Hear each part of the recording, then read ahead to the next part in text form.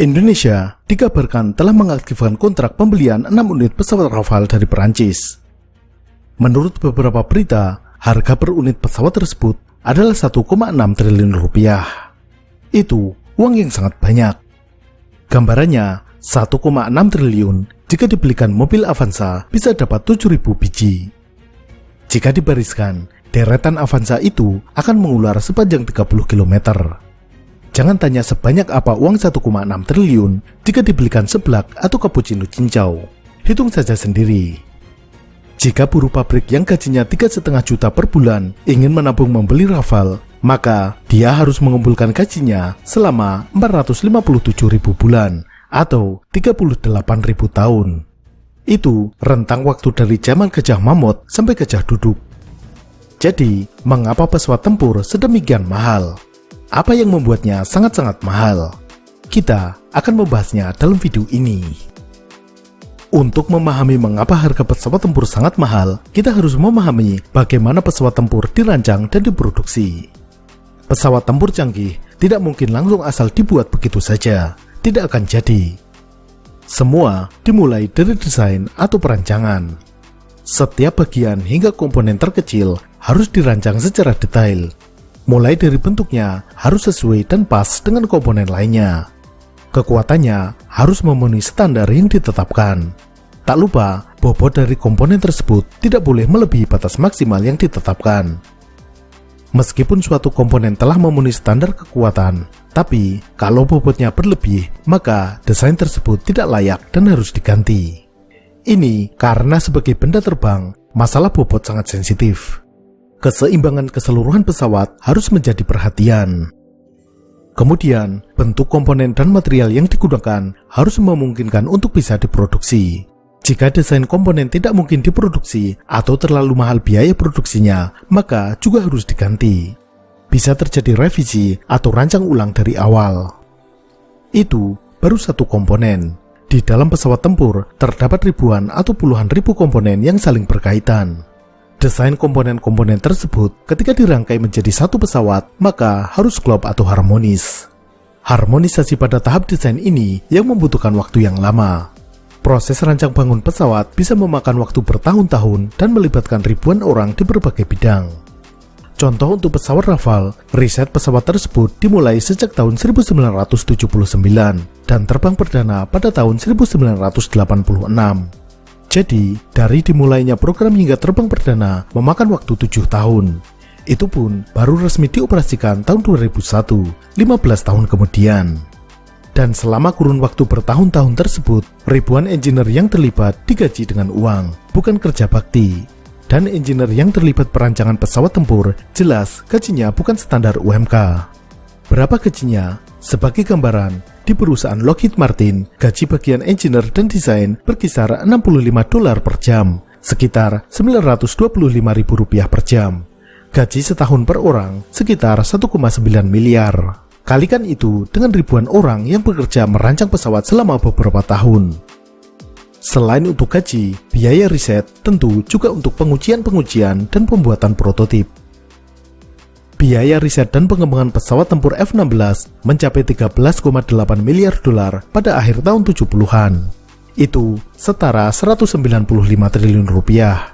Jika dihitung nilai inflasi hingga saat ini, pasti nilainya berkali-kali lipat.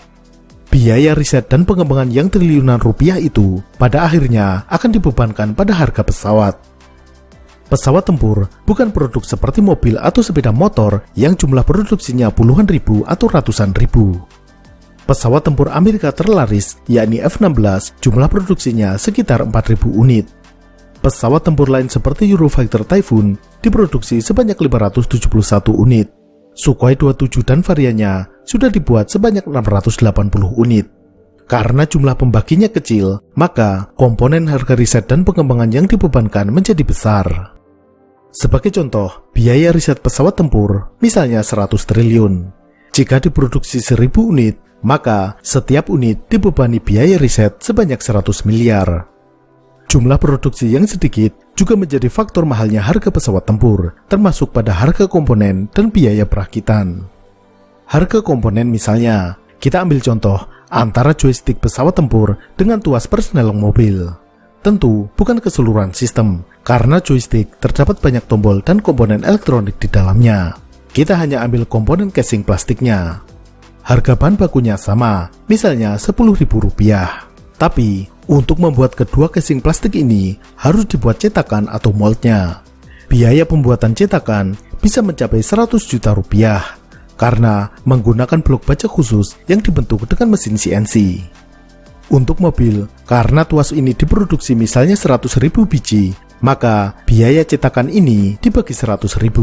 Hasilnya Rp1.000 per keping. Jadi, harga casing plastiknya 10.000 ditambah 1.000, jadinya 11.000. Sedangkan casing plastik dari stik pesawat tempur diproduksi hanya 1.000 keping. Jadinya 100 juta dibagi 1.000, hasilnya Rp100.000. Biaya produksinya 10.000 ditambah 100.000, jadi Rp110.000. Kalikan itu dengan komponen-komponen lain yang sejenis di dalam pesawat tempur. Jumlah produksi yang sedikit juga berpengaruh terhadap proses dan metode produksi. Produsen otomotif banyak menggunakan robot dalam proses produksi mobil. Ini karena dengan jumlah produksi yang banyak, penggunaan robot menjadi efisien. Produksi pesawat tempur yang relatif sedikit tidak efisien jika menggunakan robot. Maka, perakitan pesawat tempur sebagian besar dilakukan secara manual. Karena dilakukan secara manual dan banyaknya komponen-komponen pesawat yang dipasang, membuat proses perakitan pesawat membutuhkan waktu yang lama. Proses pembuatan dan perakitan pesawat Rafale membutuhkan waktu 24 bulan atau 2 tahun untuk tiap pesawat. Pesawat pesanan Indonesia, karena banyaknya antrian, dikabarkan akan selesai dalam waktu 56 bulan atau sekitar 4 tahun. Untuk membuat pesawat tempur F-35, dibutuhkan jam kerja total sebanyak 41.500 jam kerja. Jika dikalikan dengan upah teknisi per jam misalnya $30, maka labor cost atau upah tenaga kerja untuk merakit pesawat tempur tersebut adalah sekitar 18 miliar. Faktor mahalnya biaya pesawat tempur lainnya adalah harga komponen-komponennya yang juga sangat mahal.